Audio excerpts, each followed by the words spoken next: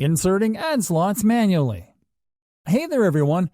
So you now have a fully functional AdSense account, and you have also learned how to customize the ads that you want to serve on your site. Congratulations! All you have to do now is to actually insert the ads on your site. Inserting ads on your sites is a fairly simple process that can be either manual or streamlined. In this video, we are going to show you how to insert your ad units into your site manually, the right way. You will have to start on your AdSense account, from where you will retrieve your ad codes.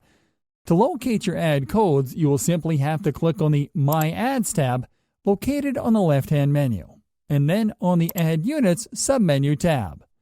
Here you will find all the ad units that you have customized and set up. So you will have to locate the one that you want to insert on your site in order to retrieve its specific code.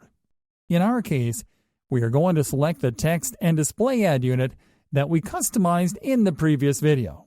So we have to locate it by its name in the ad unit list in this section.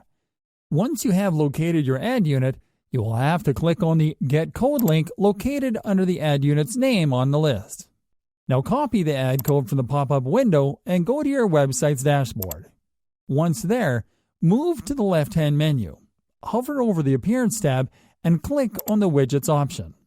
What you'll have to do now is to add a custom HTML widget to a specific area of your website's theme where to place your new ad unit.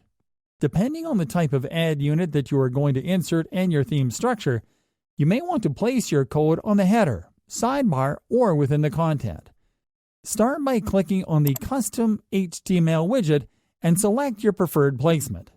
In our case, we are going to select Content Sidebar as our placement so we can show our new ad unit to the right, beside our content. Click on Add Widget once you select your placement. Now name your new ad unit in the title field, and then paste your ad unit code in the content field. Then click on Save, and then on Done. And that's it. It may take a few minutes before relevant ads appear on your new ad slot, so be patient.